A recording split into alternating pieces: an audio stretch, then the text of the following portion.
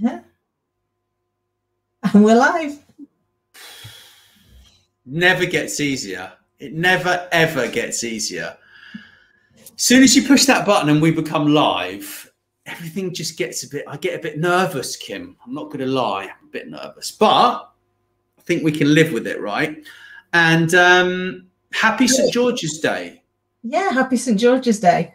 And also William Shakespeare's birthday and death. And you like a good Shakespeare quote, don't you? Have you got one? I have. You know, I love a good quote. Be not afraid of greatness. Some are born great, some achieve greatness, and some have greatness thrust upon them.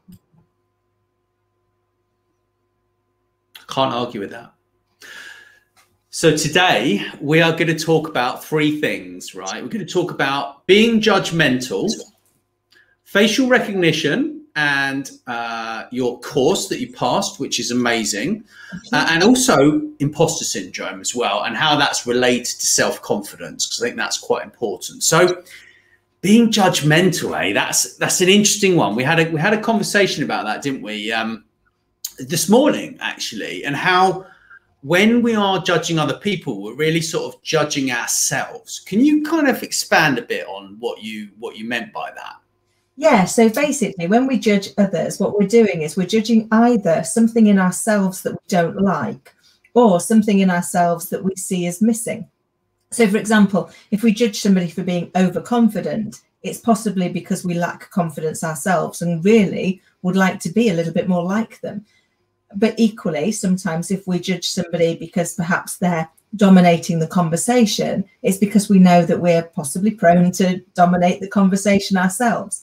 And therefore, what we need to think about when we find ourselves judging somebody is, what lesson am I trying to learn here? So what is it that my subconscious brain is trying to bring to my attention to enable me to go and address that? I think, you know, this week we both have had some examples where people outright judged us, and in some ways pretty harsh. And it was hurtful at the time until you realize that actually there's a couple of things there. One, that actually they're dealing with that pain themselves because they're projecting out their own concerns, their own feelings of lack of strength in certain areas and putting them on us. But equally, we've invited them into our lives for a reason, probably because we needed to hear it, so that we could have a look at it and say, why is this hurting me? Is it because it's true? And it's something that I'm concerned about for myself, but I'm just not being open to that? Or is it because it's something that I really would like to be and I'm not? And therefore, we can leave that person to, rather than respond, rather than retaliate, rather than get into an argument, you can leave that person to hopefully find the help that they need to deal with their pain. And you can take on board the lessons that they've been brought into your life for you to learn and go, okay, so what is it about this that I want to take away and do differently to help me be a better person? Yeah, I mean, I think that's been a big point that has been, you know, coming up over and over and over again, right? And I think until we learn these lessons, they keep reoccurring in our lives, and that's something that I'm just kind of getting used to. I think really within this self-development space, it's a tough one, right? Yeah, it is. But I think, you know, we've got to remember is that our subconscious is trying to tell us where we go wrong. Sometimes, though, our subconscious goes against us. We know it's our inner child often, and therefore it desperately tries to keep us safe and holds us back as a result of that. But we're there to do the learning. So when it's holding us back, when it's judging somebody else, it's because it's uncertain that we are fully developed in a particular area. And we need to go and look at that and say, okay, so why do we feel like that? And what can I do to get the development to enable me and my inner child to feel safe in this situation? But you're right. You know, if we don't learn the lesson, then the lesson will keep repeating, because we're all here to learn and grow. And so we've got to look at every opportunity and every challenge that comes to us and say, what's this? Why is this in my life? What am I here to learn? And what am I here to be grateful for? Because I genuinely believe everything in life is a lesson, a blessing, or both, even though at the time it might not feel like that. Very much so. Very much so. So about facial recognition, I know you've just literally got your qualification. We talked a little bit about this earlier in the week when I congratulated you, because I think you were one of the first people to actually get this qualification, right? Correct me if I'm wrong. Yes, so Adrienne Carter, who's the original Face Whisperer, I'm part of her beta group of the first group that was going through and doing their practitioner training. And I think I was the second. So I think Katie pipped me at the post the day before to get our qualification out of the group, which was, it was just such an amazing achievement and so fascinating to learn all of these things that are available for us to understand people better and to communicate more effectively. And as you know, I believe at our base, everybody wants to be listened to, understood and respected. And these micro expressions can last 1/25th of a second. So they're extremely fleeting. They can be hard to spot, but they deliver a wealth of information for us about how the person's really feeling. And you've got to look at it and say, how do we say that we are emotionally intelligent if we don't understand what emotions look like on the face, and we don't understand, therefore, how to navigate those and to help the person feel understood and feel listened to? And it's been a real game changer in how to communicate and how to understand what people are really feeling, because often we don't want to appear to be a burden, do we? So how often when you felt really rubbish have you said to somebody, when they say to you, how are you? Go, oh, I'm fine. Well, I always joke with anybody that knows me that's like, if I ever say I'm fine, I mean, I'm fed up, insecure, neurotic and emotional. So either get me a cup of tea or a glass of wine, do me a favour, leave me in a dark room to come to terms with whatever that is. But that's because actually what I don't want to do is be a burden. In those moments, what I probably really want to do is have somebody just sit there and hold the space for me to be able to say how I'm really feeling. And yet we don't. We do our best, and maybe that's just because we're terribly British, I don't know, but I'm sure it's not just around our origin, where we don't want to burden other people with our feelings. But think to yourself, when one of your friends has shared with you that they're not in a great space, that they just need to be able to have a bit of a chat, do you ever feel burdened, or do you feel privileged that they've trusted you with their emotion? I know for me, I always feel really privileged. So why would that be any different the other way around? And these micro expressions are fascinating because we don't know them necessarily, but our subconscious does. So all the research has shown that irrelevant of our age, our gender, our culture, our status, even if we were born blind, we will still demonstrate these same 16 emotions the same way. And we don't know enough to be able to stop those expressions from leaking out. So you can hear somebody say one thing, but when you see these micro expressions, you can realize that there's something else that's being hidden, that they're either suppressing some real emotion. And when you don't use it to ever call anybody out, that's not the point of this. The point is to be able to ask more insightful questions, to truly understand and to really hold the space for that person so that they can be fully understood. And the amazing other thing is that you can actually do a lot of this also through Personology. Right. What do you mean by do it through Personology? So as well as the facial muscle coding is actually part of FACES, which is the facial action coding system. And it's a system that's being used in facial recognition software around the globe. That's how scientifically proven it is. But then you've got this other thing, which is called Personology. And within the Personology, there's about 37, I think it is, features or parts of our features that we can actually look at a photograph and determine somebody's likely personality. Now, this doesn't mean to say it's a guarantee. With all of these things, context is king, but it just gives you a bit of an insight into what some of the personality traits of that person is likely to be, to enable you to ask better questions, to seek to understand. And that's the point of this. You're only ever using it to seek to understand better, to be able to communicate better. But in doing so, in being able to look at somebody's picture and see that whether or not they are a person that would like you to get to the point, or whether or not they're going to be naturally curious and therefore they're going to need more information, whether or not they're naturally skeptical in which case you're going to need to give them lots of facts to prove your case. All of these can really help us level up our communication in preparation for meeting people, or for when we're actually talking to people for the first time, and can be able to identify some of these and just tailor our questions accordingly to move the conversation forward and level up our impact. I think it's very interesting how you can become more perceptive towards other people just by looking at their expressions on their face. I think it's very, very interesting. I'm really looking forward to studying it in more detail, actually, to be honest. And so as far as like what they've been using these things for in the past, yeah, they've been using this with machine learning technologies for I don't know how many years. It's probably 10 plus years, right? To actually work out terrorists and actually, you know, at airports, so that they can pick up on like suspicious activities, right?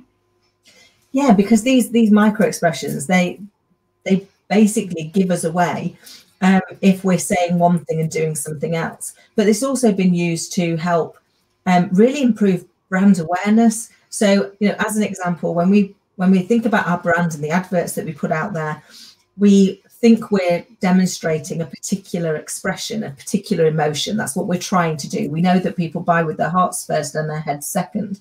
So whenever we're doing these pictures, we are trying to create that emotional connection with our customer. But if we don't understand some of these traits and some of these micro expressions, what we don't understand is while we're trying to deliver one emotion, we might be delivering another one. So, you know, part of the training Adrienne was taking us through, she'd done a market research piece many years ago for an organization. And all they did in this research was they had two photos. They had a genuinely happy smile, and they had the same person with a fake smile. And when you look at both pictures, they look very similar until you know what you're looking for. But what they'd done is they set this test up. They were giving away mouthwash, and it didn't. And throughout the day, the only thing they changed is they changed them over midway through. Boxes were always stacked, filled exactly the same, so there was no bias on there. And they swapped them over midway through, so there was no left-right bias, so that it could be a genuine test. But what they found was 75% of the people took the free sample, the same free sample, from the box with a genuine smile. And that's because even though we might not know them, subconsciously we're aware of them. And there was another picture that they showed where this brand was trying to demonstrate a mother's love for their child. But once you knew what you were looking for, the woman was clearly showing disgust and the child was looking confused. So they're trying to demonstrate this like mother's love for their child. What they actually had was somebody who clearly was not that child's mother, and the child was therefore confused and interested. But the mother was like kind of a little bit disgusted at having to pick up this wriggly child that clearly they didn't know anything about. Now, you wouldn't have got that from the first look, but subconsciously you would have known that there was something off about that picture. And therefore it wouldn't have given you the emotional hit that they would need it to, for it to really drive home the message that they wanted to. And it's been proven that kind of knowing this stuff, being able to really look at the pictures that we put out there, our profile pictures, our brand pictures, the pictures that we use in our advertising, to understand, are they really demonstrating the emotion that I want them to demonstrate? Are they really depicting what it is that I want the person to get from this image, from this interaction? And it's amazing how many of our profile pictures, particularly those on LinkedIn, when you start looking at them, don't demonstrate the personality that probably you want them to, because they inadvertently are showing some of these micro expressions. So it's massively important that people understand this, I think.